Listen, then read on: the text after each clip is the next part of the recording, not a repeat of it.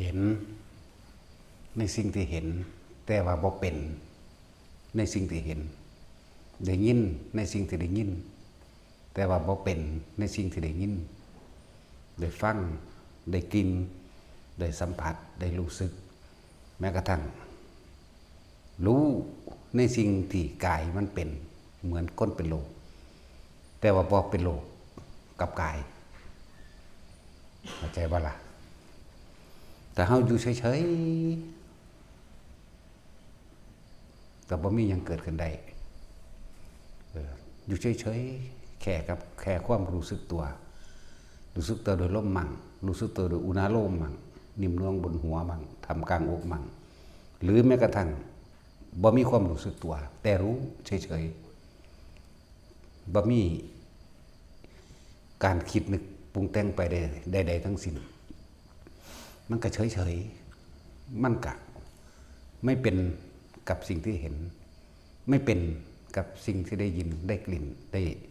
ด้รสแล้วก็ได้เสียงได้สัมผัสทางกายบ่เป็น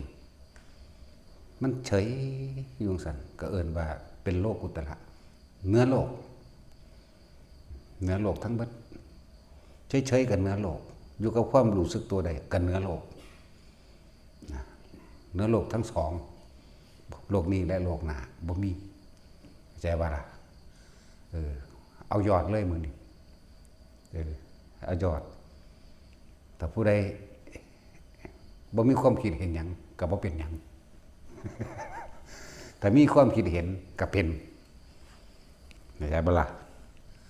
ถ้ามีความคิดก็เป็นแต่บ่มีความคิดก็บ่เป็นอันนั้นแหละสิไปยากอีหยังเด้อนี่เฮานี่มันได้ยอดเบิดเนาะเฮาบ่ได้ไปบำเพ็ญเพียรอีหยังยากซ้ำเพิ่นดอกถ้าว่างจิตเป็นกลางได้สบายว่างจิตเป็นกลางก็คือบ่คิดเด้เนาะแต่คิดกับสิ่งที่เห็นมันก็เป็นตัวบัดนี้เป็นบุญเป็นบาปเป็นผิดเป็นถูกเป็นพอใจเป็นบ่พอใจแน่ในโลกบ่เหนือโลกเนาะทั้งสิ่งที่เห็นรูปสิ่งที่ได้ยินเสียงหูเฮานี่แหละรูปรสกลิ่นเสียงได้กลิ่นแต่บ่ได้เป็นไปตามกลิ่นเนี่ยมันก็สิไปอีหยังใดแล้วถึงมีวิธีการฝึกให้แต่ละคนฝึกแบบแรกก็ช่างไม่จบตรงที่บ่คิดแบบแรกก็สร้างรู้จักบ่นั่นแหละบ่ยึดอันใดมันก็บ่มันก็บ่ถูกทันตัวเนาะทำแท้ปราศจากคำพูดเข้าใจบ่นี่เฮาทำแท้นี่ปราศจากคำพูดไม่มีคำพูดเนาะพูดไม่ได้รู้จักบ่ล่ะว่าบ่ได้เด้วันนี้ค้อนฟังดีๆเด้อเจ้าทำแท้นี่ปราศจากคำพูดถ้ายังพูดคือยังคิดถ้ามีการคิดก็มีการพูดถ้ามีการพูดก็มีการเป็นมีการเป็นมีการผิดมีการถูกมีการเป็นบุญมีการเป็นบาปมีผิดมีถูกมีสูงมีต่ำมีดำมีขาวมีชั่วมีดีเนาะทำแท้ไม่มีอะไรเลยปราศจากความคิดนึกแต่ว่ามีความคิดนึกก็เฉยๆทั้งตัวก็อยู่เหนือทั้งปวงเนาะบ่มีถ้ำพร้อมนี่แม้ว่าล่ะไม่มีอะไรเลยหรือบ่ล่ะพอเข้าใจก็สร้างเด้ เพราะสิ่งเหล่านี้ไม่ต้องเข้าใจไม่ต้องเข้าใจนั่นแหละผู้ใดเฉยๆเป็นคำพูดแบบมันบ่มีแนวสิเอามาเว้าเป็นภาษาใดเลยว่าผู้ใดอยู่เฉยๆกับความรู้สึกตัวได้นั่นแหละเรียกว่าเหนือโลกโลกุตระจากบ่ล่ะมันสั่นตัวบ่ยากถ้ายากคือมันคิดถ้าคิดนี่บ่ยากเนาะ สั้นแล้วเห็นในสิ่งที่มันเป็นแต่ไม่เป็นไปตามสิ่งที่เห็นเอาเห็นน้ำไหลนี่เอาก็สิคิดเห็นหยังกับน้ำไหลเนาะเสียงหมาห้องเอ๊ะโอ้เอ๊ะโอ้อยู่เนี่ยเอาก็สิไปเป็นน้ำหมาเห็นหยังโดนี่มันบ่ซั่นเนี่ยยินบ่นั่นเพราะเนี่ยค้อนมันเฮาหยังวะนั่นไปเป็นหมาแล้ว มันเห็นผีบ่นั่นไปเป็นผีล่ะเนาะสั้นแล้วถ้าว่าคิดมันก็บ่เป็นหยังนั่นแหละทำแท้มันเหนือมันเหนือไปแล้วเหนือโลกนี่แหละพวกเฮานี่เรียกว่ามาลัดเอายอดมันคิดพิจารณาเบิ่งคักๆปึ๊บลงโตโอ้เถียงเพิ่นบ่ได้งั้นบ่นี่ใส่ความคิดเห็นอยู่ตอนนี้แล้วก็มาสรุปความคิดเห็นมันแม่นคักแล้วเฮ็ดจังใดจังสิอยู่ในความรู้สึกตัวเองได้แค่นี้จบละเฮ็ดจังใดน้อจังสิอยู่กับความรู้สึกตัวใดน้อบางคนก็รู้สึกตัวได้อยู่กับลมบางคนก็รู้สึกตัวได้อยู่กับนิ่มนวลกลางหน้าผากหัวมั่งหน้าอกมั่งนั่นแหละปราศจากความคิดถ้าปราศจากความคิดนะครับไม่มีคำพูดเมื่อไม่มีคำพูดก็ไม่มีสิ่งใดที่เป็นเข้าใจว่าล่ะไม่มีสิ่งใดที่เป็นจากสิ่งที่เห็นไม่มีสิ่งใดที่เป็นจากสิ่งที่ได้ยินจากสิ่งที่ได้กลิ่นจากสิ่งที่ได้รับรู้รสจากกาล ที่มันเป็นเพราะมันคิดเนาะพวกเจ้าเห็นมักพริกบ่เห็นเบาเดี๋ยวนี้เห็นเดี๋ยวนี้แหละไผก็เลยมันอยู่ในความจำพวกเจ้าเองแหละนั่นบ่ซั่นถ้าบ่คิดต่อมันก็เป็นของมันจังซั่นกับมักพริกเท่านั้นนึงได้ล่ะมันก็บ่เผ็ดได้ล่ะเนาะจังซี่แหละบ่เผ็ดพวกเจ้าคิดถึงเกลือเห็นเกลือบ่เห็นพวกเจ้าบ่คิดพวกเจ้าก็บ่เข้มดอกมันบ่ซั่นนั่นแหละอยู่แค่ความรู้สึกตัวเท่านั้นจบแต่ผู้ใดอยู่กับความรู้สึกตัวโดยล่มใดมั่งโดยจุดอนาโลมถือทำความรู้สึกตัวปีติปราโมทย์เกิดขึ้นอยู่ในตัวเองอยู่ในเลื่อนกายนั่นแหละจบบ่มีผิดบ่มีถูกเขาสิฆ่ากันเปียงอยู่นะเห็นเฉยๆเข้าใจบ่นี่เขาสิยิงกันฆ่ากันนี่ก็เบิ่งซื่อๆเข้าใจบ่ล่ะก็บ่ไปฆ่าน้ำเขาเด้ล่ะเนาะก็บ่ตายน้ำเขาเด้บ่ตายแล้วก็บ่เป็นน้ำเขาบ่ผิดแล้วก็บ่ถูกน้ำเขาพร้อมเด้นั่นแหละก็บอกว่าเห็นแต่ว่าไม่ได้เป็นในสิ่งที่เห็นไหมบ่เป็นทั้งผิดบ่เป็นทั้งถูกเข้าใจบ่ล่ะนั่นแหละปราศจากความคิดนึกจบแต่อยู่ในความรู้สึกแห่งกายพวกเจ้าสิไปแสวงหาอีหยังหม่องใดเดี๋ยวนี้ที่สุดของโลกเหนือธรรมก็ว่าไปธรรมนี่มีกุศลธรรมอกุศลธรรมมีผิดมีถูกกันเห็นบ่นี่กรรมนี่กุศลกรรมอกุศลกรรมก็อันเดียวกันนะครับกุศลธรรมกับอกุศลธรรมจักบ่ล่ะพวกเจ้าทั้งให้ความหมายไปเกิดใหม่ตอนนั้นเฮาเห็นต้นไม้อยากว่าล่ะเฮาก็รู้อยู่เลยว่าต้นไม้แต่ว่าเฮาหังบ่เป็นต้นไม้อยากว่าล่ะ บ่เป็นหยังเลยนั่นแล้วนั่นแหละฝึกให้มันชินชาอยู่กับลมหายใจมันชินชาอยู่กับนวงในผากกับของเองนะนวงก็ได้หันแหละแม้แต่กายที่เป็นโลกถ้าเราไม่คิดกับกายโลกเราก็ไม่เป็นเข้าใจบ่เพราะนี้อันนั้นหลายคนเพราะว่ามันคิดมันเลยเข้าไปยึดในกายถ้าคิดแล้วมันก็มีทุกอย่างล่ะย่านเจ็บย่านปวดเห็นบ่ย่านเจ็บย่านปวดไหลไปหอดย่านอนาคตแบบนั้นแบบนี้สารพัดนั่นเกิดปึ๊ด รู้มันเป็นโลกโลกมันเป็นแบบนั้นนั่นคือมันหยุดคิดอ่ะโรคไข้เจ็บเลยนะโรคอันนี้โรคในกายรู้ว่าเป็นมะเร็งถ้าว่าไปคิดปรุงแต่งเอียงกับมันก็บ่เป็นโรคเลยมันว่าล่ะมันก็บ่เป็นที่มันเป็นเพราะว่าพวกเจ้าไปคิดพวกเจ้าเลยเป็นอันนั้นก็สร้างแม่มันนะว่าแต่มันบ่เก็บอยู่ซื่อๆหรอกไปหยังเนาะแต่มันเก็บก็ไปกินยาพาราฐานปวดก็ไปฉีดยาแก้ปวดตอนนั้นแหละเพราะเฮารู้อยู่แล้วเรื่องชีวิตนี่ตายแน่พวกเจ้าสิไปหาหมอหาหมาทั้งใดเดี๋ยวนี้เนาะนั่นแหละพวกเฮานี่คือว่าโชคดีที่ได้ยินได้ฟังโชคบ่ดีที่บ่ทำตามเนาะได้ยินได้ฟังเราบ่เฮ็ดก็บ่มีความหมายเด้หากร่างกายบ่แข็งแรงจังซั่นตัวบ่มีความหมายจังว่านี่แม่วิธีมันบอกให้เบิดแล้วเด้อยู่แค่กับลมอยู่แค่กับความรู้สึกในกายนั่นแหละรู้ตัวหรือรู้แต่ไม่ได้เป็นในสิ่งที่รู้เห็นแต่ไม่ได้เป็นในสิ่งที่เห็นถ้ามันบ่คิดบ่นึกบ่ปรุงบ่แต่งมันก็บ่เป็นหยังเด้ล่ะเท่านี้นึงเด้ล่ะเพราะฉะนั้นที่ว่าพวกเจ้าเห็นมันชินอยู่กับลมชินอยู่กับ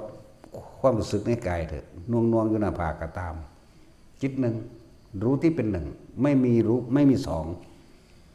รู้หยังรู้สึกตัวเป็นหนึ่งในผากเป็นหนึ่งกลางหัวเป็นหนึ่งในหน้าอกก็ตามแน่มันหนึ่งเด่นแต่สองเห็นปุ๊บมันคิดไปละเขาเห็นหยังวะ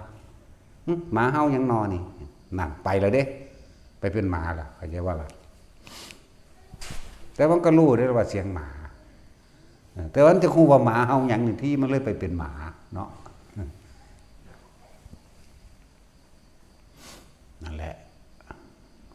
ฝึกเอาคนมันฝึกได้เบิดนั่นแหละผู้ใดก็ว่าแบบเลยใส่ไปแม่ไปให้แม่ตายจุ้ยว่าหาแม่มึงบ่ได้นี่ลูกอีหานี่ไปด่ามัน เอามันหนีไกลๆ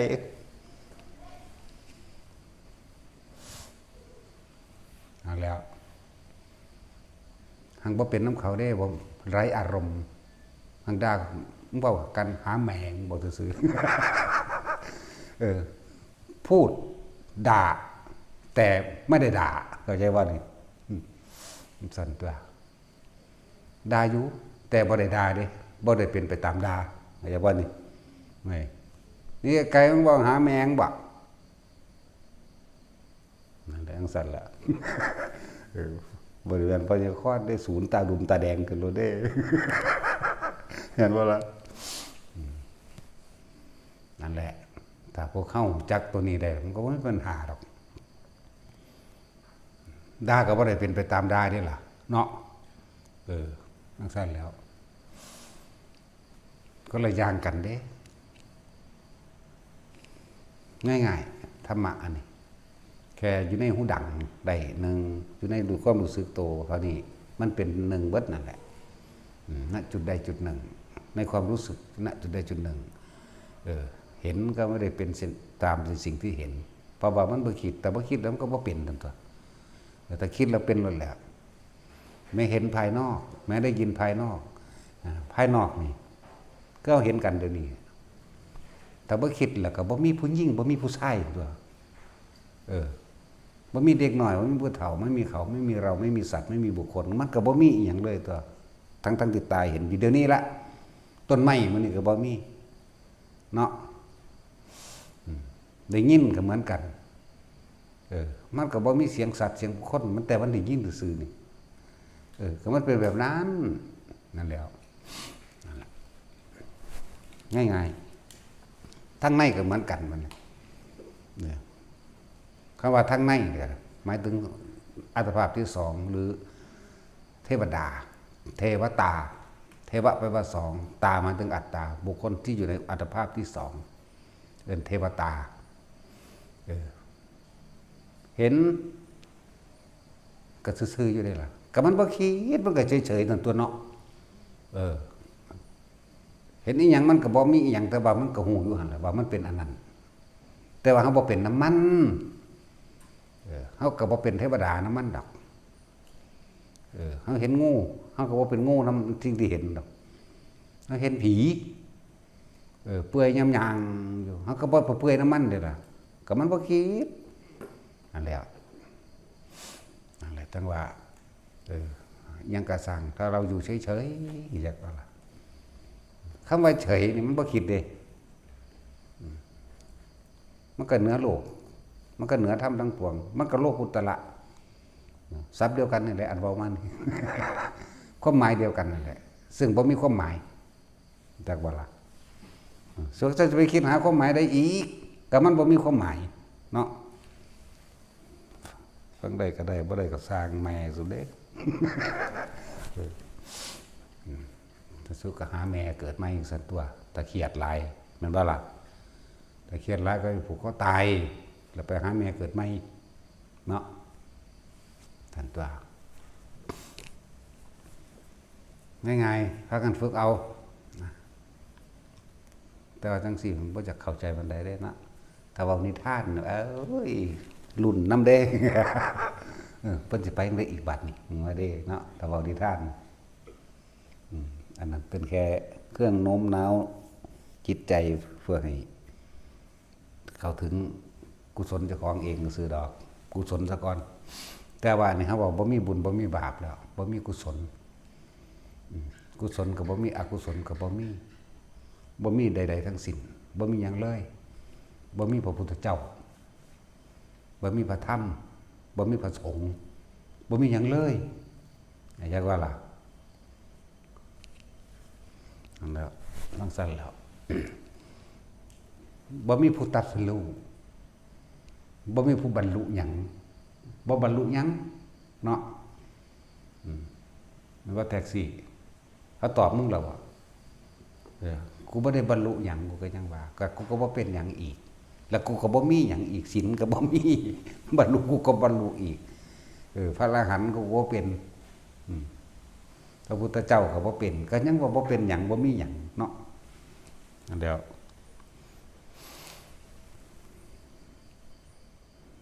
ไม่ฟังสังสีบ่เข้าใจก็ไปตายซะไปก็เลยผูกคอตายก็ได้กรรมมันยังบ่หลายเนาะแต่อยู่โดนมันสิหลายขึ้นตอนนี้มันก็มี100 โกรธล้านดอกเรื่องนั้นตายตัวไหนมันอาจจะอยู่ใน100 โกรธล้านนั่นแหละล้านโกรธ100นั่นแหละกลับลงไปใส่สินรกซะก่อนยังขึ้นมาใหม่นั่นบ่ซั่นถ้าอยู่เพิ่มเด้มันคูณเด้เนาะนั่นแหละพวกเขาเป็นถูกข้อหาความกังวลหลายๆแบบเรื่องของโลกยันแต่ของบ่มียันแต่ของบ่ดียันคนบ่เคารพนับถือยันคนบ่เชื่อถือยันเจ้าของเก็บไข้ได้ป่วยย่านจะคำว่าย่านไหมมีแต่กลัวกับกลัวอย่างเดียวบ่แม่นย่านสำเพ็งเด้พวกบ้านนอกพากันเข้าใจตัวเองบ่เด้อนี่บ้านในคือใจตัวเองพวกบ้านนอกก็มันคิดหาแต่ความหมายเนาะพวกบ้านนอกพวกภาษากลางเรียกว่าพวกนั้นแหละย่านบ่แม่นย่านสำเพ็งรู้จักบ่แม่นสีย่านแปลว่ากลัวตัวเองไม่รวยกลัวตัวเองป่วยกลัวตัวเองไม่อายุยืนกลัวตัวเองไม่มีคนเคารพนับถือมีแต่กลัวกลัวตัวเองแก่เนาะกลัวเมียนอกใจกลัวผัวนอกใจกลัวไปเบิดนั่นแหละจังสั้นแหละเลยหาแนวมาป้องกันความกลัวต่างๆกลัวตัวเองไม่รวยพูนไปแล้วไปหาหลุนรวยพระลานนั่นแหละหรือไปหาบวงสรวงหลวงพ่อทันใจเนาะฟังดีๆไปอย่างหลวงพ่อทันใจหลวงพ่อนั้นทันใจเลยเด้เพราะว่าเพิ่นบ่ทรงหยังออกเพิ่นบ่คิดแล้วหลวงพ่อเลยทันใจ แต่ว่าคนนี่นะมันบ่ทันเนาะ หลวงพ่อทันใจ เพราะเพิ่นได้ใจคือได้ธรรมเห็นใจคือเห็นธรรมเห็นธรรมก็คือเหนือโลกแล้ว เห็นความจริงรู้ท่านจิตท่านคิดท่านใจของเองแล้วเหนือโลกแล้วเพิ่นก็ตั้งชื่อพระบ่ผิดเด้หลวงพ่อทันใจ แต่คนนั้นไม่ทันอะไรเลย เพราะว่ามันมีแต่ออกนอกมันบ่มองเข้ามาในเลื่อนว่าพวกบ้านนอกมันจะมองออกตะนอกคนนั้นคืองามแต่คนนั้นคือขี้ลายเนาะผู้นั้นดีผู้นี้บ่ดีผู้นั้นผิดผู้นั้นถูกสารพัดสารเพเลื่อนบ้านนอกแต่หลวงพ่อท่านใจมันอยู่ในบ้านใน เพราะว่ามันเบิ่งใจเจ้าของเองบ่ให้ไปเบิ่งใจแล้วก็ท่านใจท่านตัวพวกเฮานำเบิ่งแต่ผู้อื่นแล้วก็มันจะไปท่านไผใดโดยนี่เนาะจังซั่นตัวนั่นแหละจันเจ้าของบ่รวยแลนหาสะเราะเคราะห์แลนหาหม่องเขาอวยพรให้เนาะโชคมันๆร่ำๆรวยๆว่าเด้เฮงว่าเด้อโอ้ยเฮงแปลว่าชิบหายเด้ ในภาษานั่นรู้จักว่าล่ะมันกระถึกแล้วล่ะมันเฮงแล้วเฮงซวย เฮงซวยมันแปลว่าชิบหายแต่แม่นตัวแล่นออกหาตะของภายนอกนะย่านบ่รวยเว้ยเดี๋ยวก็ไปเอาอย่างนั่งกวักกว่าคุณเอาพอเล็กน้อยๆมาเป็นนั่งกวักข้างคือคักเล่าอ้วนท้วนสมบูรณ์ดีเนาะแต่งตัวนั่นเล่าก็แบบผูกแกะขึ้นคือสิเป็นตาหักเนาะแต่ถ้าแก้มแดงๆบางนี้นะแล้วให้เพิ่นเฮ็ดปากนั่นนะนี่นะจังสินะจังสิคือคักโอ้ยคักหมดแล้วแต่กี้อันน้ำส้มน้ำแดงให้เบิดหลายเติบอยู่เด้เนาะเบิ่งเนี่ยมันต้องผู้อ้วนๆมันจังซั่นแล้วนั่งกวักนั่งแต่ว่าถ้าเอาอย่างกุมารทองบ่มันจอยโพดบ่เป็นแต่มีแห้งไปหาหยังมาให้ มันสิมีแห้งแลนหาหยังอยู่บ่เนาะนั่นแหละคือความคิดปรุงแต่งออกนอกย่านแต่ของบ่ร่ำบ่รวยก็เลยซวยก็เก่าอีกซวยตัวแห้งซวยเลยล่ะไปถือเอาผู้นั้นถือเอาผู้นี้มาเสกสรรดลบันดาลให้เจ้าของรวยซวยตัวเฮงซวยเลยแหละบอกเกี่ยวกับฟังความจริงบ่ได้เลยนี่เขารับบ่ได้เด้ที่เว้าเด้อนี่เห็นบ่ล่ะรับบ่ได้ก็สร้างเขาเพราะว่าเราไม่เป็นในสิ่งที่เราพูดเข้าใจบ่นี่เฮาได้เป็นในสิ่งที่เฮาเว้าเด้ผู้ใดสิเป็นไปตามเว้าก็แล้วแต่เนาะนั่นแหละเป็นญาติป่วยพากันหาแนวป้องกันป่วยได้บัดนั้นสะเดาะเคราะห์ก็มีป้องกันป่วยเห็นว่าล่ะเพิ่นน่ะมีความพยายามในการไปขอร้องอ้อนวอนนั่นนี่ดูหมอดวงดาวอิหยังก็ว่าไปหลายอย่างหาแนวมาป้องกันป่วยคือหยังยาบำรุงกระดูกยาบำรุงเลือดยาบำรุงหัวใจยาบำรุงจักบำรุงอย่างดอกเพราะบำรุงไปตายอยู่เนาะแม้ว่าสัตว์ผู้มันผลิตยามันก็ตายเลยนี่ล่ะแปลว่าล่ะมันคือว่าเห็ดยากันตายสันมันเห็ดยาแก้ปวดเห็ดหยังคือว่าเห็ดยาแก้ตายโลดเนาะอย่างสั้นแล้วย่านบ่ได้เป็นเจ้าเป็นนายก็แล่นหาบวงสรวงเด้เนาะโอ้ยก็มึงเรียนหนังสือเฮ็ดหยังแต่มึงคิดว่าไปขอน้ำจากเทพเจ้าเล่ากาอย่างนั้นนะไปขอน้ำอินน้ำพรมบ่ต้องไปเรียน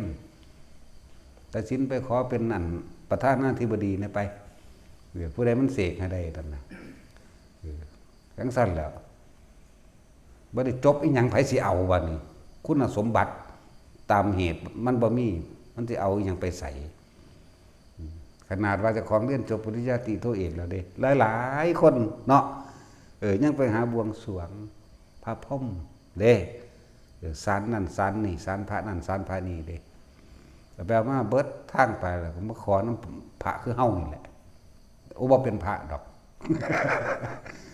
ให้ผู้ขาอยู่ดีไม่แห้งเด้อเบ้ยแต่ของเป็นผู้เฮ็ดเอาแท้ๆอยู่ดีไม่แห้งใดให้ผู้ขาอายุยืนเด้อมีแต่ตายแหละรู้แล้ว จังซี่เด้มันยอมรับความจริงเลยครับต้องวางซะอายุยืนซั่นใดอีก93ปีแล้วมั้ย94ปีล่ะเนาะโอ้ยพอตายตะโดดแล้วเจ้านี่มันอยู่โดดหลายมันบาป จังซี่แล้วนี่คิดหานั่นคิดหานี่มาเสริมเติมตัวเองมันบ่ล่ะแล้วมันบ่รับความจริงจากอายุยืนเห็นว่านั่นซื้อนั่นซื้อนี่ว่าอันนี้ป้องกันกระดูกผุป้องกันให้เลือดนั่นนี่กันนั่นกันนี่แก้นั่นแก้ดีว่าเด้เฮ้ยผู้ผลิตยามันตายตะโดนแล้วเนาะผู้สูตรคนแรกเลยมั้ยหมอก็ชีวโกมารพัฒน์มื้อนี่นางเก่งตัวเนาะตายแล้วเด้ทั้งสั้นแล้วและนักวิทยาศาสตร์ได้เทศอีหยังก็สร้างหัวมึงดอกมันเก่งต่อสร้างเนี่ยมาฆ่ากันนั่นแหละผลิตระเบิดนิวเคลียร์นี่จังซี่ปืนอาวุธต่างๆโอ้ยลงทุนหลายคักคือหยังนี่เด้มึงผลิตมาหาแม่มึงบอกผลิตแล้วก็ตาย ผลิตมาฆ่ากันเดินทางไปดาวอังคารเดินทางไปดาวผู้โตเดินทางไปดาวนั่นดาวนี่เนาะโลกนี่ก็ยังบ่พัฒนาให้มันเป็นสีเขียวได้ขี้ดินนี่เฮ็ดง่ายคือหยังนี่บางใดมันเป็นทะเลทรายก็ให้มันเป็นดินล้วนปลูกเขาปลูกของอยู่กินได้ตัวเนาะสิ่งสำคัญที่สุดของชีวิตสัตว์ทั้งหลายอาหาร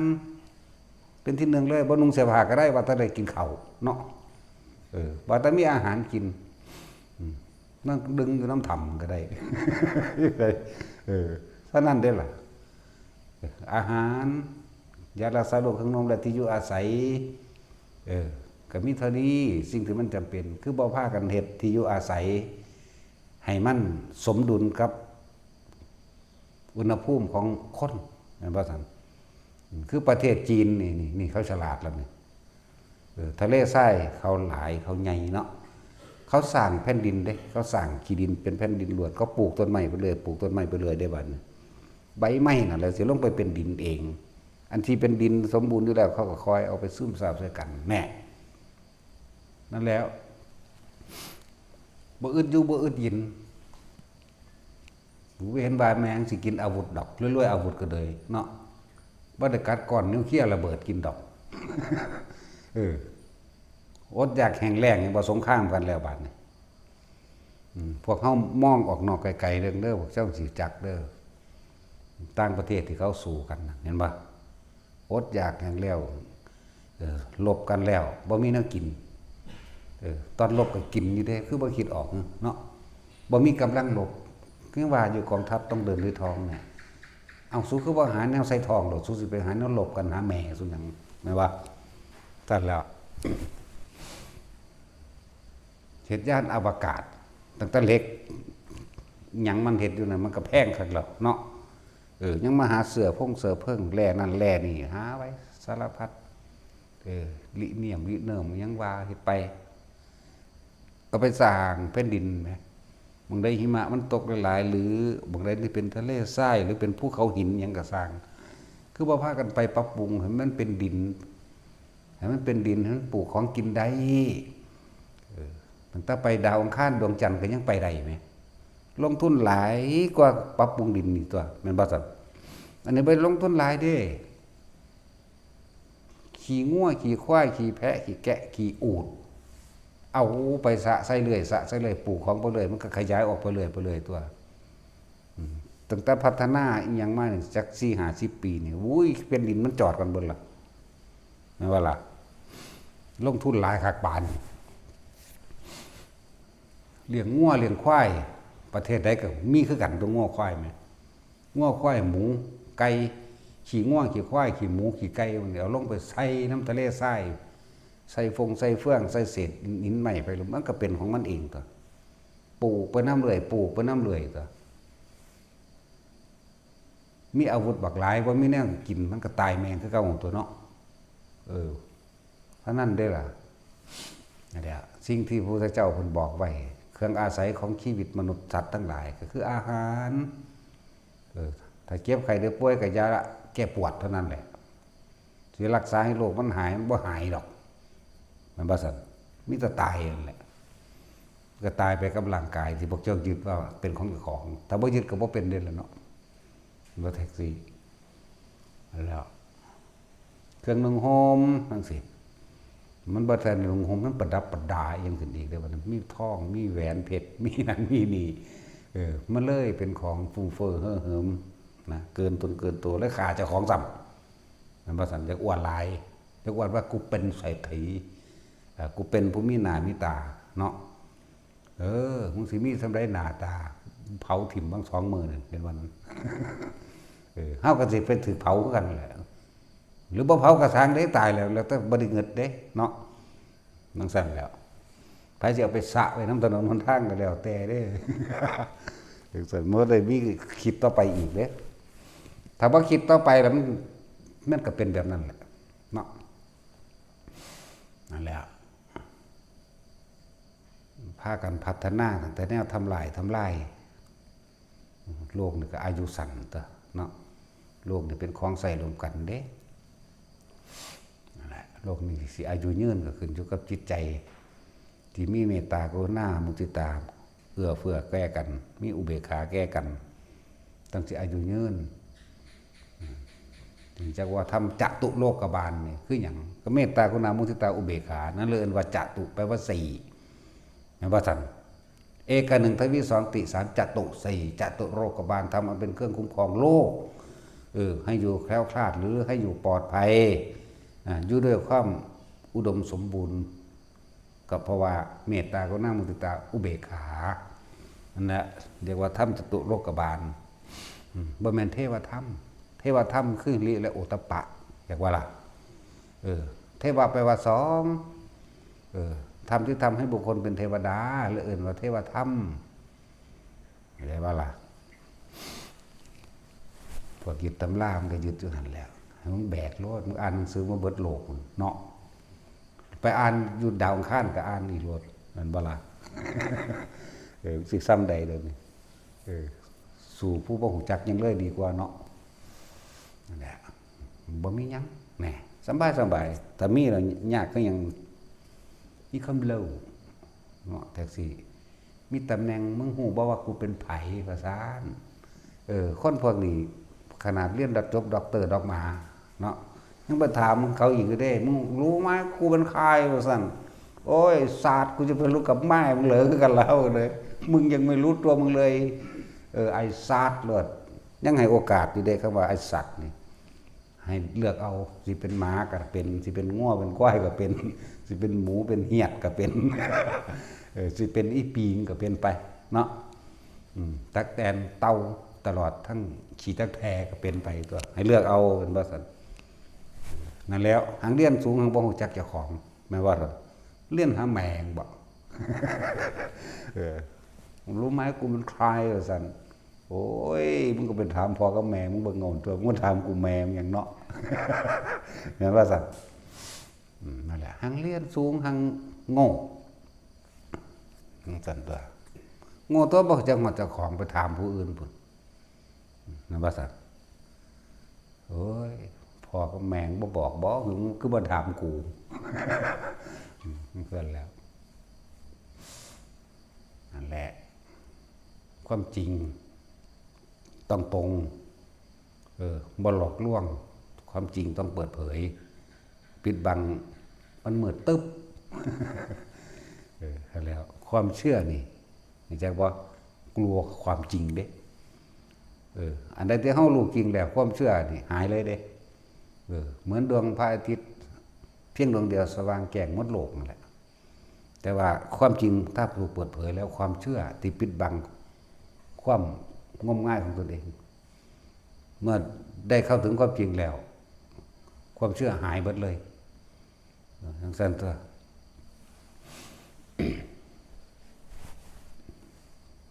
ผีอยู่ก็ข้อยังไปเบิ่งบ่มีผีเอ้าบ่มีมันก็หายเลยล่ะแต่ว่าตัดสินยันคือเก่าเด้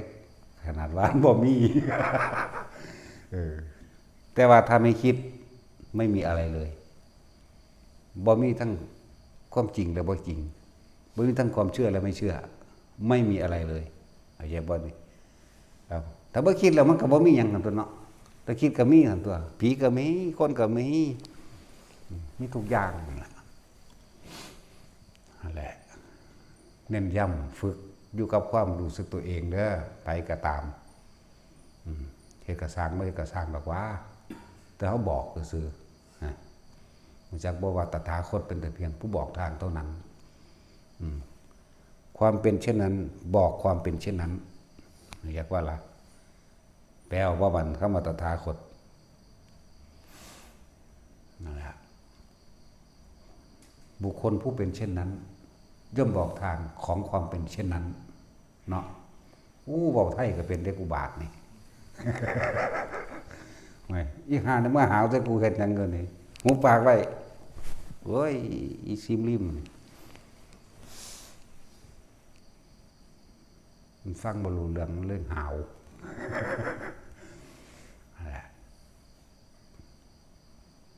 ตั้งว่า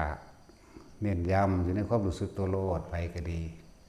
แต่เขาอยู่ในลมหายใจแต่เขาอยู่ในอุณาโลมมันก็บ่มีไปอยู่น้ำผู้อื่นมันบ่ไปอยู่น้ำไผมันก็บ่เป็นหยังอีกบ่เป็นหมูบ่เป็นหมาบ่เป็นไก่บ่เป็นกาบ่เป็นอีปิงบ่เป็นอีแขะบ่เป็นพญานาคบ่เป็นอินพรหมยมยักษ์จักว่าล่ะจะว่านี่มันบ่เป็นหยังเลยนั่นน่ะบ่เป็นแม้กระทั่งฮอดพระอรหันต์พุ่นแล้วก็บ่บรรลุหยังอีกเข้าใจบ่ล่ะมันบ่บรรลุหยังเด้อยู่ในหูดังนั่นแหละลองคิดออกจากมุนีดูว่านี่แม่นว่าลองคิดออกจากความรู้สึกตัวนี่ในกายนี่เป็นไปเบิดล่ะเห็นไปเบิดล่ะทั้งเห็นทั้งเปลี่ยนไปพร้อมแม่นบ่ล่ะเป็นไปตามสิ่งที่ได้ยินได้ฟังเห็นแล้วก็เป็นไปตามสิ่งที่เห็นอีกแม่นบ่ล่ะเป็นไปตามกลิ่นที่ได้กลิ่นอีกโอ้เหม็นหยังเนาะบาดนี้เห็นบ่ล่ะมาซั่นแล้วแต่สินแล้วสิคิดพอดอกมันเหม็นหยังอย่างไปยังว่าไปเหยียบขี่ก็เป็นขี่นั่นแหละแม้ว่าระบาดนี่เจ้าดมกินไปหากินไปเลยกันเอาแล้วแต่เจ้าว่าคิดมันก็เหม็นซื้อมันประตอเองเลยล่ะเนาะนั่นแหละบ่ว่านอกบ่ว่าในอยากว่าพวกมีนิมิตหลายๆทั้งในนั่นนะโอ้ยมันแค่ภาพลวงตาพวกจะเป็นบ้าอย่างกับมันภาษาในจังสันเนาะ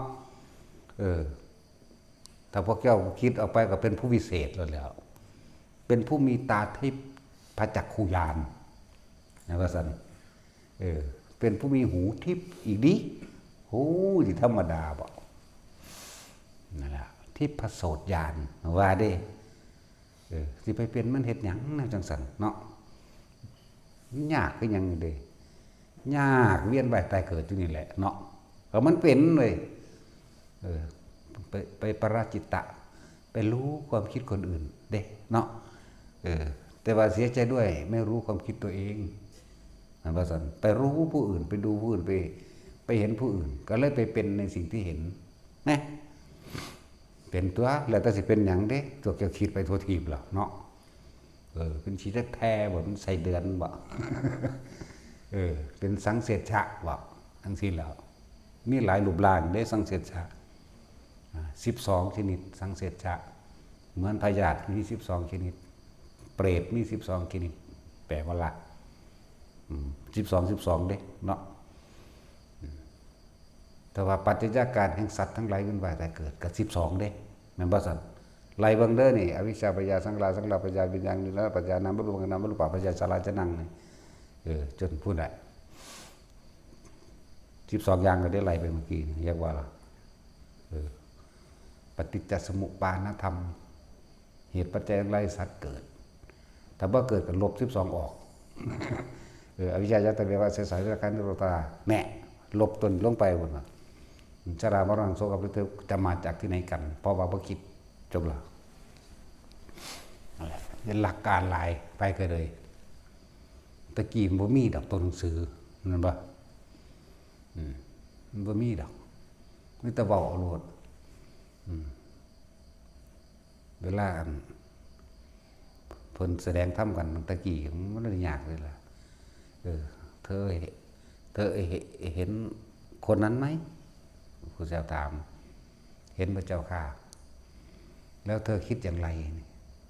ห็นบ่โอ้สวยดีเจ้าค่ะเธอพอใจไม่พอใจนั่นแหละเกิดนั่นแต่เธอเห็นคนนั้นไหมโอ้ยขี้เหร่พระเจ้าค่ะตัวอยากได้ไม่อยากได้เนี่ยไม่พอใจนั่นแหละเกิดถ้าเธออยู่กับตัวเองนะสักอยู่กับตัวเองอยู่ในความรู้สึกแห่งตนเองสักแต่ว่าเห็นแต่ไม่ได้เป็นในสิ่งที่เห็นไม่พอใจแล้วไม่พอใจสิ่งที่เห็นเพราะเพิ่มปราศจากความคิดยุดแต่เด็ดเท่านี้นึงได้หรือเปล่านี่แม่ จะไปปฏิบัติยากไรเอาง่ายๆหลดในความรู้สึกตัวเองเห็นปะล่ะแต่ท่านจะมาคิดว่าโอ้พระพุทธเจ้ากว่าจะได้เป็นพระพุทธเจ้าเนาะเสียสละกับให้กับมันเสียสละมาเกิดมาตายมาต้องนรกปกใหม่ป้องกันเพื่อว่าให้ผู้อื่นตกเขากับงงเขาเข้าสารเลวเขาพวกเข้านี่เนาะนั่นปะคือพอไปก็โดนพุ้นเป็นมันเสียสละอย่างกับพ่อสำนีเนาะผู้ดูถูกก็ดูถูกไปสู้ดูถูกก็ถูกแล้วก็สู้ก็เป็นไปในสิ่งที่สู้ดูถูกนั่นแหละเห็นบ่ล่ะนั่นแหละโอ้ยสวัสดิสั่งสมบารมีต้องว่าโพธิเป็นเครื่องทำให้ชุ่มเย็นเหมือนโพธิก็เลยเพิ่นรู้โพธิเพราะแห้งล่ะคือโพธิปัจจยธรรม37นั่นแหละแต่เพิ่นข้องเกี่ยวอยู่กับหมู่สัตว์ทั้งหลายเลื่อเอิ้นโพธิสัตว์อย่าว่าล่ะข้องเกี่ยวอยู่รู้ทะลุเบิดละละจักว่าล่ะแต่ว่านี่ยอมอดยอมทนยอมเสียสละถือว่าตกนรกแท่นโดยความหมายหมายถึงว่าโดยความหมายเหมือนเสือคำว่าตกนรกแท่นหรือเจ็บปวดแท่นอยากว่านี่เสือตอนนั้นตอนเมื่อท่านได้ออกลูกเด้มันตกลกหลุมดักของนายพรานแต่ว่าตกลงไปแล้วมันออกลูกตีมันก็ยอมเบิดแห้งเนาะคือแม่ลูกอ่อนแต่พอมีแห้งเด้แม่ลูกอ่อนก็เลยไอ้สัตว์อันเดียวกันแท้ๆจะไปใส่ว่าเนาะ2 มื้อ 3 มื้อบ่ได้กินข้าวกินน้ำลูกก็กินนมกินยังไป3 4 5 6 7 มื้อเข้าไปเลยวันนี้เกิดความหิวสิกินลูกก็บ่ได้แต่เหลือตัวลูกเนาะถ้าพ่อที่สัตว์เฮาบ่เห็นมันเป็นจังซี่เพิ่นก็พิจารณาเบิ่งดีแล้วจำเฮาจะต้องเสียสละร่างกายตัวเองนั่นแหละเพื่อให้เป็นทางกับสัตว์นี่สัตว์นี่ถ้าเกิดว่ามันกินลูกมันเองเบิดทั้ง5 ตัวนี่แหละมันจึงสิมีกำลังขึ้นมาได้แต่ว่าถึงกระนั้นก็บ่รู้ว่าจะขึ้นได้บ่ได้เพราะว่าบ่มีสิ่งนั้นก็เลยหาท่อนไม้อันนึงสัตว์ลงไปเข้าใจว่านี่แล้วก็เอาตัวเองโดดลงไปให้เสือกินเนาะกินแล้วมันก็มีแห้งมันก็คาบลูกมันขึ้นมาทีละโตทีละโตได้นั่นแล้วพวกเข้าเนี่ยมันเอายอดเลยเนาะนี่คือความจริงคือธรรมะก็ความจริงเพิ่นนำทุกอย่างเพิ่นพยายามสิค่อยๆเป็นไปให้ผู้อื่นได้รู้ได้เห็นตามความจริงให้ผู้อื่นได้รู้ได้เห็นว่านี่เกิดมิตรทุกข์กับทุกข์เท่านั้นมันว่าสันทุกข์เท่านั้นที่เกิดขึ้นทุกข์เท่านั้นที่ดับไปทุกข์เท่านั้นที่เกิดขึ้นทุกข์เท่านั้นที่ดับไปเด้บ่แม่นสุขเท่านั้นเด้เพราะว่าพวกเจ้าปรารถนาความสุขความสมหวังพวกเจ้าเลยเป็นทุกข์อยู่ตลอดเลยบ่ฮู้ว่าสาเหตุแห่งทุกข์มาจากไสก็มาจากสุขนั่นแหละมาจากสุขมาจากความปรารถนาแห่งความสุขความสมหวังเด้ ปรารถนาความอยากได้และอยากเป็นนั่นแหละเห็นว่าล่ะอยากได้หยังก็อยากได้ความสุขอยากเป็นหยังก็อยากเป็นนี่สิ่งที่เหนือหมู่ทั้งปวงนั่นแหละเหนือแบบโลกนั่นแหละจากว่าล่ะเหนือเกิดมากูจะมีฤทธิ์ได้ว่าได้เนาะจังซั่นจังซี่มีเบิดเหนือสุดก็ตายมันก็เอามานำมาบอกให้เฮาฟังเลยล่ะคนที่มีอำนาจสูงสุดของการเป็นมนุษย์น่ะคือพระเจ้าจักรพรรดิพระเจ้าจักรพรรดิบ่แม่นจักรพรรดิญี่ปุ่นจักรพรรดิอังกฤษคือเดี๋ยวนี้เด้อันนั้นเอาใส่ซื้อมันซื่อๆได้เอาของสูงมาใส่ของต่ำซื่อได้นั่นน่ะจากว่าล่ะของจริงๆมันโอ้โหบำเพ็ญบารมีกว่าสิได้เป็นพระเจ้าจักรพรรดิเนาะนี่ธรรมดาว่ะสิ่งที่เกิดสหชาติกับจักรพรรดิมันมีตั้งเยอะตั้งแยะเจ้าได้รองเท้าแก้วเจ้าเกิดเป็นม้าเป็นง้อเป็นควายเขาขี่แล้วก็เต็มใจให้เขาขี่เข้าใจบ่นะถ้าเป็นสัตว์ก็เลยเป็นม้าเป็นล่าเป็นช้างเป็นอย่างที่ใช้กำลังแล้วทำให้เร็วขึ้นนี่มาเกิดมาแล้วก็ยินดีพอใจในความให้เป็นพาหนะของบุคนี้ได้เดินทางสู่ความสำเร็จอย่างรวดเร็วนั่นเป็นอานิสงส์ของการได้รองเท้าแก้วอย่างว่านี้สั้นตัวพระเจ้าอยากได้วิสรนี่พระตาสั่งว่าจงไปตัดคอพวกนั้นและร้อยหูมาให้เราวิสรกลับไปเจ้าต้องไปเป็นนักลบว่าลบให้เขาชนะสมดังใจเจ้าก็ยังเป็นบ่ธรรมดาบ่เจ้าอยากได้นางแก้วเจ้าก็ต้องรู้จักท่านเมียเด้บ่ธรรมดาเด้สละบุคคลที่รักให้ผู้อื่นได้ไหมนี่เขาสิได้นางแก้วสีนางเด้ธรรมดาบ่จังซั่นแล้วอยากได้ม้าแก้วก็ได้ม้าแก้วสร้างแก้วขุนพ้นแก้วเจ้าต้องเป็นคนที่เด็ดเดียวออกหลบทั้งใดก็สร้างบ่แม่นอยู่ทั้งหลังอยู่ทั้งหน้าหมู่ตลอดจังสิได้สิ่งเหล่านี้จังสิขึ้นมาได้นั่นแล้วเหาะได้ได้บัดนี้เมื่อถ้ายังเท่าแก้วเจ้าจะได้พระขันแก้วพระขันนั่นโหยเขาพระสุเมนหรือซิโนราชทั้งใดก็สร้างเอาคอยว่างลงเบาๆมันก็แตกครึ่งแล้วจากว่าล่ะสั้นแหละเจ้าต้องเป็นคนที่เฉียบแหลมนี่เป็นญาติกล้าหาญเป็นดุจดังอาวุธที่สามารถปกป้องจากบ้านนี้พวกนี้สิเป็นคนที่ปกป้องผู้อื่นได้ด้วยความกล้าหาญอย่างเดียวเสียสละชีวิตตัวเองชาติแล้วชาติเล่าชาติเล่าชาติแล้วได้กว่าจะเป็นพระจักรพรรดิได้ธรรมดาทำให้เป็นพระจักรพรรดิได้นี่จากบ้านนี้ที่ว่าอย่างนี้เจ้าจะให้คนอยู่ในปกครองสุ่มเย็นเจ้าจะต้องเป็นคนที่ให้ทานโดยไม่ได้เสียใดในทานให้ทานโดยไม่หวังสิ่งใดอีกนั่นให้ทานบ่ว่าสิเป็นสัตว์ต่างๆอาหารจารสารเครื่องนึ่งห่มที่อยู่อาศัยเราทั้งเครื่องอำนวยความสะดวกสบายหลายอันหลายอย่างจะต้องให้ทานลักษณะนี้พร้อมแม้กระทั่งชีวิตตนเองพุ่นที่ธรรมดาบอกพระเจ้าจักรพรรดิ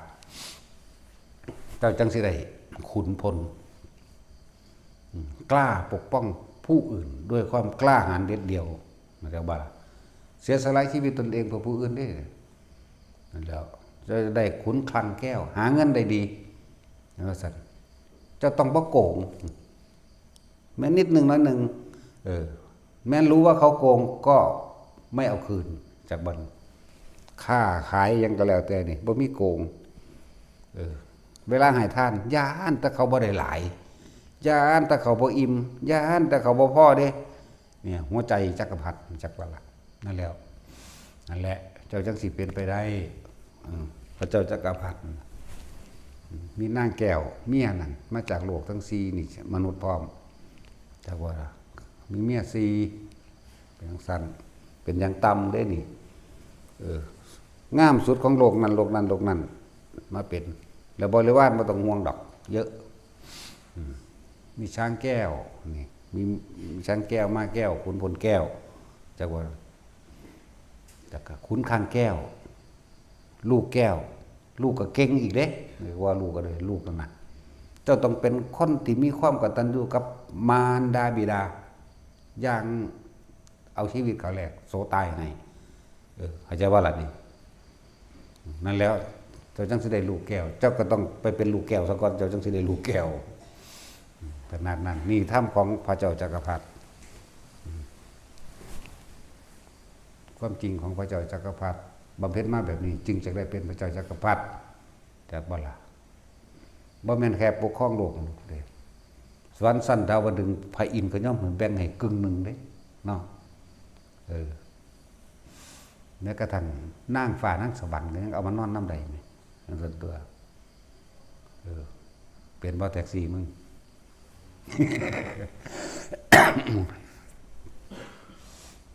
มันก็เห็นจังซี่อีก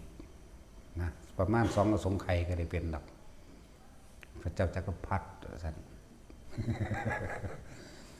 โหธรรมดาเด้มันก็สำคัญอยู่เด้เพราะว่าเป็นบุคคลตัวอย่างที่สมควรที่จะสร้างสถูปหรือเจดีย์เพื่อเป็นเครื่องระลึกถึงบุคคลผู้กระทำความดีหรือเสียสละอย่างยิ่งใหญ่บุคคลที่สมควรจะทำสถูปและเจดีย์เป็นที่เคารพบูชาอันเป็นเครื่องระลึกถึงธรรมเข้าใจบ่ล่ะนึกถึงคุณธรรมทั้งหลายแหละในความดีนั่นเอง1พระพุทธเจ้า2พระปัจเจก3พระอรหันต์ธรรมดาอันบ่ซั่น4พระเจ้าจักรพรรดินี่เด้4อย่างนี่เด้จักบ่ว่านั่นนั่นแหละแต่ก็เป็นปุถุชนเด้นั่นจักบ่ล่ะแปลเป็นปุถุชนเด้นั่นแหละที่ปุถุชนที่ได้รับเข้าบรรจุในพระสถูปเจดีย์อันเป็นปุถุชนบุคคลตัวอย่างสูงสุดของปุถุชนก็คืออันนั้นจักรพรรดิของโลกทั้ง4สวรรค์กึ่งหนึ่งของดาวดึงส์ลงมาจักว่าล่ะท่านตัวไปเฮ็ดเอาเด้อว่าไปแล้วเมื่อกี้เพิ่นได้อยากเป็นก็เลยเป็นแหมงยังเด็กกูนี่ ไปเฮ็ดเอาซั่นแหละมากแก้วสร้างแก้วคุณม้วนแก้ววิสรอาวุธพิเศษเป็นดุจดังว่าหอกดุจดังว่าหอกมีชีวิตจงไปร้อยหูคนนั้นมาให้เราไปหอดมันก็ปาดเอาโลดเด้จงไปตัดคอคนนั้นร้อยซึ่งระหว่างเบ้าตามาให้เรามันก็ไปเด้เหมือนเด้สามารถรอบโลกภายในพริบตาได้อันพวกสร้างแก้วมาแก้วอย่างบ่นี่ขุนพ้นแก้วแต่ว่าสั่งไปหลบทั้งใดชนะบัดจังซั่นตัวลูกแก้วเป็นคนมีความกตัญญูอยู่แล้วว่าแต่คือสามารถทำตามคำสั่งของผู้เป็นบิดาได้เลื่อนลูกแก้วส่วนนางแก้วนี่มีอยู่4เป็นหลักมเหสีใหญ่บ่ธรรมดาเด้นางงามโลกนั้นแต่โลกนี่จังซั่นน่ะนางแก้วแต่ยามหนาวก็กอดอุ่นพอดีเด้แต่ยามร้อนก็กอดเย็นเด้จังเด้บ่ต้องใส่แอร์เนาะโอ้มีจักหลานนางบ่อยากได้คือกันอยู่เด้ เอาวัตสินเฮาเดี๋ยวกูสิได้แต่อีแก้วดราม่าเด้ว่า เนาะนั่นแหละ นี่จังว่าผู้ใดทำกรรมสิ่งใดไว้ก็ได้รับผลของกรรมนั่นสืบไปกรรมตัวใหญ่มันอยู่ใส่เอาตัวจิตตัวคิดตัวเจตนานี่ถ้าจิตบ่คิดบ่นึกบ่เจตนาบ่มีหยังมันก็บ่เป็นหยังมันก็อยู่เหนือโลกเนาะเหนือโลกของมันลอยขึ้นดอก ร่างกายมันอยู่ในนี่แหละแต่ว่าจิตใจมันบ่อยู่ในโลกมันบ่เอามันบ่เป็นบ่เอาบ่เป็นบ่อยากได้หยังบ่เอาหยังบ่เอาก็บ่คิดบ่เป็นก็บ่คิดเท่านั้นนึงเด้แต่มีแต่ความรู้สึกโตเท่านั้นแหละพวกเจ้าสร้างความรู้สึกโตมันชัดเจนแต่ก็สังเกตเปรียบเทียบในตนเองเด้อถ้าอยู่ในหน้าผากของนวงอยู่นี่บ่รู้พวกเจ้าสิสุขยังเป็นอยู่บ่เดี๋ยวนี้ใช่บ่ล่ะนวงอยู่ตาก็เห็นเขาแล่นไปแล่นมาเขาเห็นนั่นเขาเห็นนี่แต่ว่าเจ้าบ่คิดบ่นึกเอาเจ้าสิสุขสิทุกข์มาจากไสเดี๋ยวนี้เห็นบ่ล่ะเจ้าสิไปเป็นอีหยังได้เดี๋ยวนี้เจ้าก็แค่เห็นสิ่งที่มันเป็นนั่นตัวแต่ว่าเราบ่ได้เป็นในสิ่งที่เห็นนี่แหละหมายเทศแบบปรมาจารย์ตักหม้อเด้จักบ่นะ เขาใส่สายาให้แบบนั้นพระโพธิธรรมเด้เนี่ยปรมาจารย์ตักหม้อเรียกว่าล่ะพระโพธิธรรมจักละโพธิคือหยังก็บอกละตัวทำให้สัตว์ทั้งหลายพ้นจากการเกิดลมเย็นบ่ซั่นนั่นแล้วค ความจริงทั้งหลายที่เป็นเครื่องดำเนินหรือแนวทางให้สัตว์ทั้งหลายหมดความเป็นว่าแต่เกิดมันยังโพธิธรรมกับสติปัฏฐานสี่สมปัฏฐานสี่อิทธิบาทสี่อินทรีย์ห้าพระห้าโพธิเจ็ดมรรคแปดนั่นเองนั่นแหละโพธิธรรมก็เลยสัตว์แล้วทรัพย์มั่นอันนี้ทรัพย์ท่านทั้งหลายทั้งปวงก็ต้องอาศัยคำสมมุติทั้งหลายแหละเพื่ออุปโลกหรืออุปว่าอุปไมยให้การเปรียบเทียบให้นัยยะแค่นั้นแหละแต่ความจริงแห่งธรรมทั้งหลายไม่มีคำพูดเนาะพูดไม่ได้ปราศจากความคิดนึกแต่ก็เลยต้องอาศัยสิ่งทั้งหลายเหล่านี้มาเป็นเครื่องสื่อสารซื่อๆเด้แต่ว่าเฮามาคิดบังโอ้ยเหลียตนพระพุทธเจ้าเด้โอ้ยจังสิมาอดมาต้นน้ำหาหีแมวยังมันเหลือใจกันอย่างนี้เหลือเบิ่งซึ้งหลึงอยู่ไปก็เลยเขาตักบาตรหยาดน้ำเฮ็ดหยังฮะเขาเฮ็ดหยังฮะโอ้ยมันจะศูนย์คือหยังนี่เด้นั่นแหละคือพวกเขาเดียวนี้บอกให้ชัดเจนอยู่ปานนี้ยังยันผีอยู่เนาะโอ้ยนั่นแหละเสียเวลาเสียเวลาเสียจากวันนี้ฝึกหัดตัวเองให้อยู่กับความรู้สึกในตัวเองแต่เขาอยู่กับความรู้สึกเดียวในกายเขาเองได้พ้นละตอนนี้นั่นเลยพวกเจ้าแลนหายังอีกเนาะจะเป็นเถาะคนหูทิพตาทิพจะเป็นเถาะคนรู้ความคิดผู้อื่นผู้พันรู้ก้อนก็ตายไปแห้งก็ละเนาะ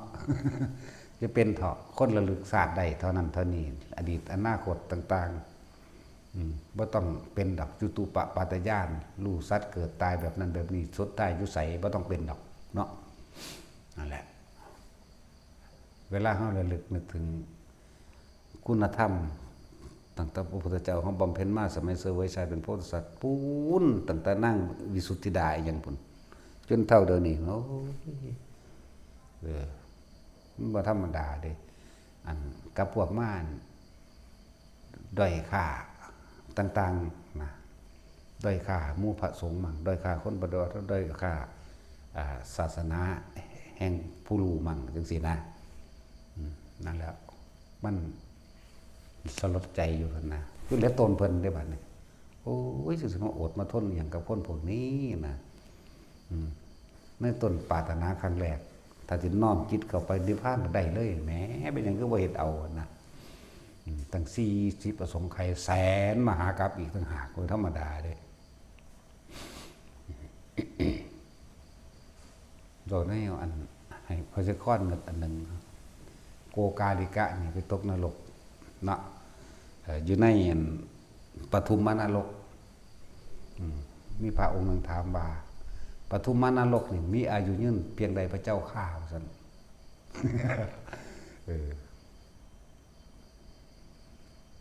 กระสอบในสมัยเพิ่นคาลีแล้วสมัยนั้นถ้าเฮาสิเปรียบเทียบเพราะพวกเฮาได้เข้าใจกระสอบ200 กิโลไหมพระเจ้าค้อนเด้อ100,000 ปีจะมีบุรุษหนึ่งทิ้งเม็ดมะงานั้นลงไปในหลุมที่ลึก1 โยชน์จากบ้านนี้100,000 ปีได้จังถิ่มไก่หรือไก่100,000 ปียังมาถิ่มเม็ดหนึ่งไหม โอ้ยมันจังใดกันแน่บ้านนี้เอาจนกว่าเม็ดงานั้นจะเต็มเบิ่งดูนั่นนะกว้าง16ยาว16มันบ่โยชน์นึงนั่นกว้าง16 กิโลยาว16 กิโลลึก16 กิโล100,000 ปีจะมีบุรุษผู้หนึ่งเอาเม็ดหมักงานั้นที่ในกระสอบนั้นมาทิ้งลงจนกว่าจะเต็มพะนะอุ้ยบ่อยู่เบิ่งดอกแท็กซี่มันอยู่เบิ่งโลดเด้อ1 กระสอบของเม็ดงานั้นไม่รู้จะมีกี่เม็ดเพื่อ1 คาลีมั่งบัดนี้ บัดนี้20 ขาลี20 กระสอบเด้อบัดนี้เธอจะประมาณไปใยเล่าแห่งอายุเหล่านั้นไม่จักว่าล่ะเพิ่นเลยบอกเศร้าบ่ต้องมาถามเพราะสิ่งนี้ไม่ทำให้เธอพ้นออกจากการเวียนว่ายตายเกิดได้เธอจึงถามในสิ่งที่ทำให้เธอนั่นน่ะออกจากการเวียนว่ายตายเกิดเสียเพราะอายุมันยาวโพดเพิ่นตอบได้อยู่นั่นแล้วเพิ่นตอบอยู่ได้ล่ะแต่ว่าเมื่อเธอรู้แล้วเธอจะได้อะไรจากสิ่งที่เธอรู้เนี่ยเห็นบ่สั่นตัวเมื่อเธอรู้แล้วก็จะเอาความรู้นี่ไปเถียงหมู่เท่านั้นตัวเห็นบ่ล่ะพระพุทธเจ้าว่าพระพุทธเจ้าว่าสั่นตัวบัดนี้เนาะพระศาสดาตรัสว่าเห็นบ่ล่ะตัวเองบ่เคยเห็นเองบ่เคยเป็นเองอ้างแต่ผู้อื่นเห็นบ่ซั่นโอ้ยเฮานี่บ่อ้างไผเด้แต่ว่าก็อาศัยเพิ่นนั่นแหละเห็นจักว่าล่ะนั่นแหละอาศัยเพิ่นเฮามักท้าทายพุทธเจ้าสอนแบบนั้นบ่เชื่อตัวแต่เชื่อแล้วก็โง่หลายเนาะก็ต้องปฏิบัติเอาเห็นเอาเองเป็นเอาเองทั้งตัวบัดนี้เชื่อบ่เชื่อก็สร้างเด้จังซั่นแล้วจะอาศัยเพิ่นนั่นแหละเป็นผู้บอกทางให้นะบ่ทันได้แม่นหม่องหนักเด้อพญาข้อนั่นนี่อันปฐุมนรกนี่100,000 ปีจังสิมีบุรุษคนหนึ่งเอาเม็ดปังง่านั้นทิ้งลงไปบาดนี้เพิ่นเทียบอีกแบบนึงได้บาดนี้จังว่า100,000 ปีจึงจะมีคนเอาเม็ดงานั้นออกจากกระสอบที่มีน้ำหนักถึง20 ขาลีโอ้ยแต่กระสอบเดียวมันก็สิทอดได้แล้วมันสิมีจักเม็ดกระสอบเดียวนั่นน่ะเบิ่งดูนั่นน่ะกระสอบปานนะกระสอบปานซึ่งเฮามาเทียบใส่อัตราส่วนสมมุติว่า200 กิโลในบักง่า200 กิโลมันสิน้อยหรือสิหลายเอาได้ง่าไหมนี่เป็นความจริงหรือว่ามันเทียบให้คนย่านเด้แต่เป็นความจริงเด้นี่20 ขาลีบัดนี้100,000 ปีจึงจะมีมนุษย์มาหยิบออกก็ซ่านหรืออีกในนึงว่า100,000 ปีจึงจะมีบรรลุผู้หนึ่งทิ้งลงไปโอ้ยยำนำสิเต็มเลยเนาะแล้วข้าวสารยังเม็ดใหญ่ก็ในหมักง่าอยู่แม่ถ้าข้าวสารก็สินับได้อยู่บ่เดี๋ยวนี้อันนี้ในหมักง่าต้องสั่นแล้วไปตกพิสูจน์เบิ่งเด้อพญาค้อนเจ้าจะสิรู้ดอกโกกาดิกะเดือนหนึ่งก็อยู่นรกหลุมนั่นแหละเดี๋ยวเทวทัตติซ้ำใดบัดนี้เอามหาเวกีนักสุดเด่นต้องสั่นแล้วโอ้ยบ่ท่าเบิ่งแมงเด้อกูดิให้ตาสินท่าเบิ่งซะต้องสั่นแล้วตาสินอาจจะอยู่ในชั้นที่18มันก็ได้นักกว่าอีกนั่นแหละเฮามาพบมาพอมาเห็นแล้วเป็นหยังเฮาคือบ่อยู่ในความรู้สึกตัวเองแล้วเฮาสิดิ้นรนแสวงหาสิ่งใดอีกในสิ่งทั้งหลายทั้งปวงที่เรียกว่าธรรมเนี่ยเฮาสิแล่นไปหาครูบาอาจารย์ใดเฮาสิแล่นไปหาสำนักใดเฮาสิไปเชื่อไผสิเฮ็ดให้เฮาได้เฮาต้องเฮ็ดด้วยตัวเองตัวแนวทางเดียวกันแท้ๆนั่นน่ะผู้ใดมีสติรู้อยู่กับลมหายใจเข้าออกนี่แหมเป็นผู้มีสติรู้อยู่กับลมหายใจเข้าและออก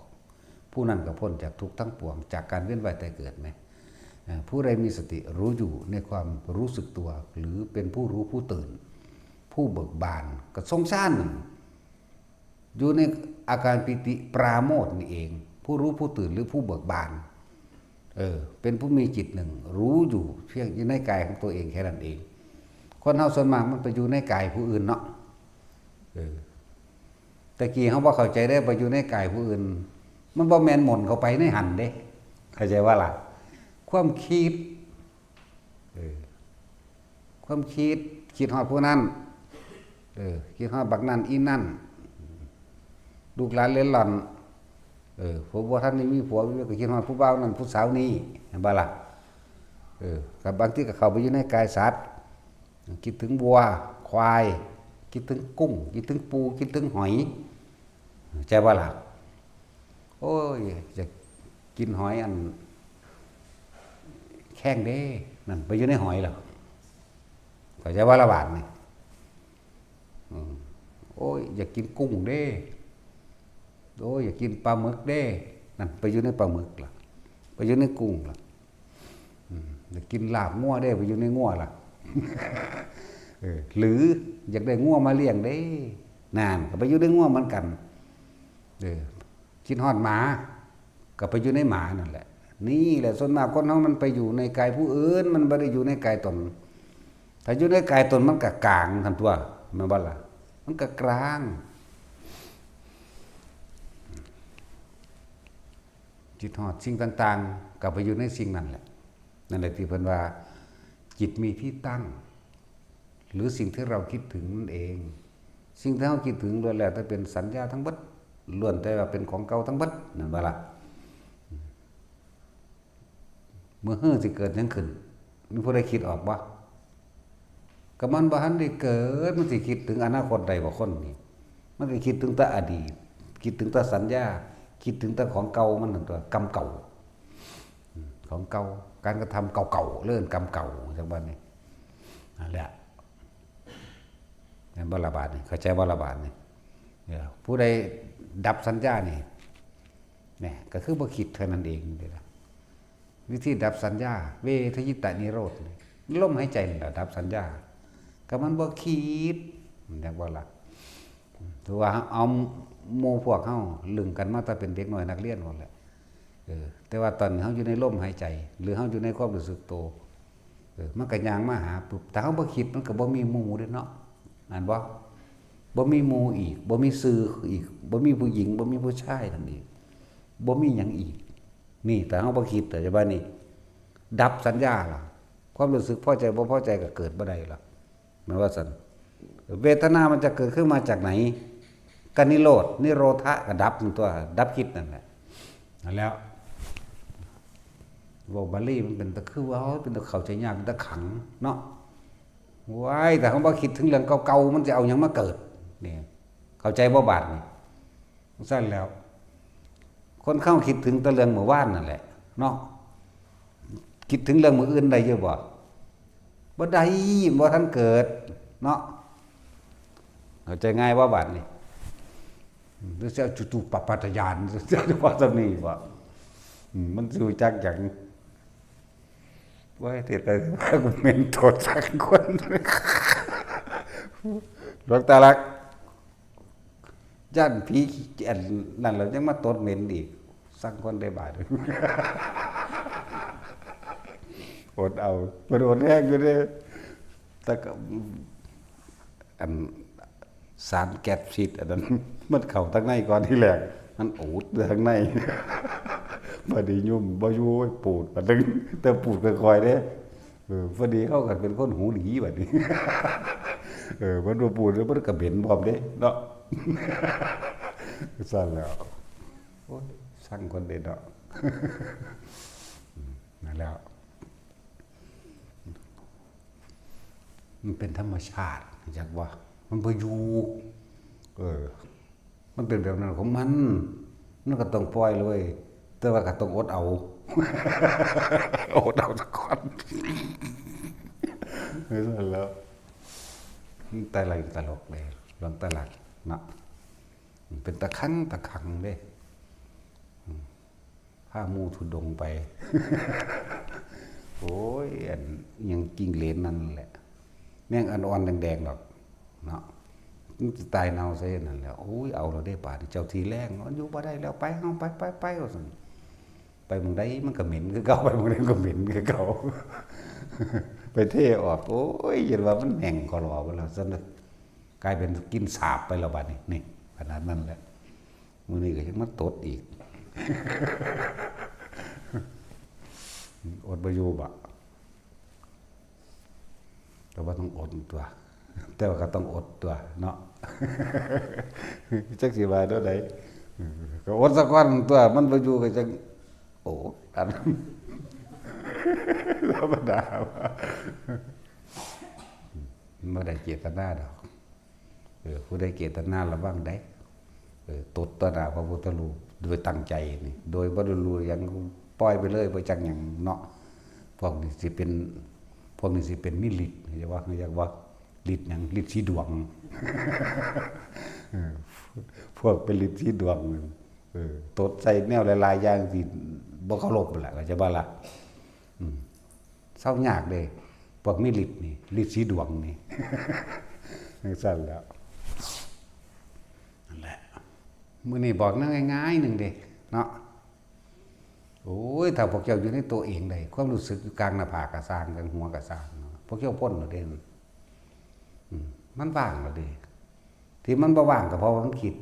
นั่นว่าซั่นตัวว่างจากสิ่งที่ตาเห็นอยู่นี่แหมมันสิเป็นตานอกตาในก็สร้างตัวตาจริงหรือตาเทียมก็สร้างมันเป็นหยังเนาะคนเฮาเกิดเพราะว่าคิดถึงเมื่อวานเด้อเข้าใจบ่ล่ะบ่มีผู้ใดคิดถึงมื้ออื่นเลยดอกมันบ่ทันเกิด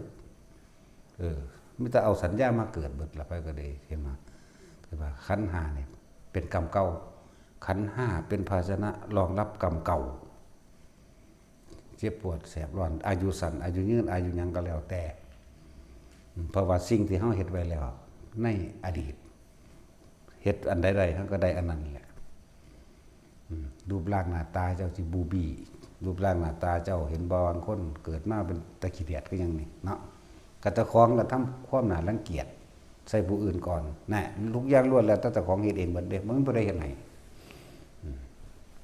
พารังเกียจเขาหาวิธีการแกล้งเขาให้เขาเสียโฉมมันบ่ซั่นจังซี่ตัวเองก็พ้นจากคารุกรรมอันหนักจากบ่นี่มาเกิดเป็นคนนี่เป็นเศษกรรมของมันกับหน้าตาเป็นตะขี้เดียดเนาะนั่นแล้วก็เพราะว่าความคิดนี่ได้ปรุงแต่งให้มันเป็นใช่บ่ล่ะเวลาเฮาเครียดคนนั้นคนนี้ไปส่องกระจกเบิ่งเด้อตาแดงแน่หยังแน่สูญสั่นเส้นไปเด้นั่นแหละอัตตาตัวตนมันสูญขึ้นบ่ล่ะความคิดปรุงแต่งขึ้นมาเด้เนี่ยเลยเอิ้นว่าทิฏฐุปาทานความคิดที่ปรุงจากสิ่งที่ได้ยินได้ฟังได้รู้ได้เห็นหรือได้กระทบกระทั่งกันมาแล้วนี่เห็นบ่นี่ปรุงแต่งมาเกิดความกามุปาทานเมื่อมีความพอใจแล้วความบ่พอใจก็อยู่นำกันเห็นบ่นี่อัตตวาทุปาทานแสดงความเป็นตัวตนออกมาทางความรู้สึกทางกายนี่บัดนี้แต่ที่มันรู้สึกในใจบัดนี้กายมันแสดงศูนย์ขึ้นมาขึ้นมานั่นแหละลักษณะนั้น บ่ว่าเจ้าสิเฮ็ดบุญหรือเฮ็ดบาปก็สร้างมันก็แสดงออกมาโดยความรู้สึกภายในนั่นแหละเฮ็ดจังใดเฮาสิเบิดความรู้สึกเนาะว้ายบ่คิดบ่นึกก็เบิดถึงตัวความรู้สึกมั้ยพอใจกับความไม่พอใจเกิดขึ้นไม่ได้มันก็เป็นเฉยมันก็เป็นกลางมันก็เป็นมัชชิมาตัวมันก็อยู่กลางๆของมันจังซั่นที่เฮาคิดถึงเมื่อวานมื้ออื่นก็เกิดเด้จักบ่ล่ะถ้าคิดถึงเมื่อวานพรุ่งนี้ก็เกิดใช่บ้านนี้คิดถึงแล้วก็ปรุงแต่งไปอยากให้ได้ให้เป็นอย่างนั้นอย่างนั้นอย่างนั้นใช่ป่ะล่ะนั่นแหละพบเกิดแต่คิดถึงแล้ว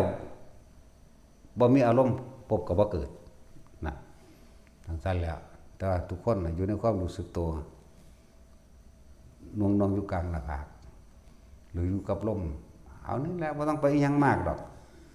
ไม่ถ้าคิดบ่นึกความรู้สึกเกิดบ่ได้มันก็นิพพานมันก็ดับมันตัว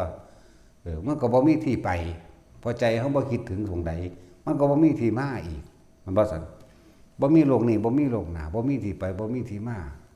ดับสิเอิ้นวางได้ก็เอิ้นตัวเพราะว่าเหนือนั้นไปมันบ่มีคำพูดหรอกเนาะเอาสมาทาน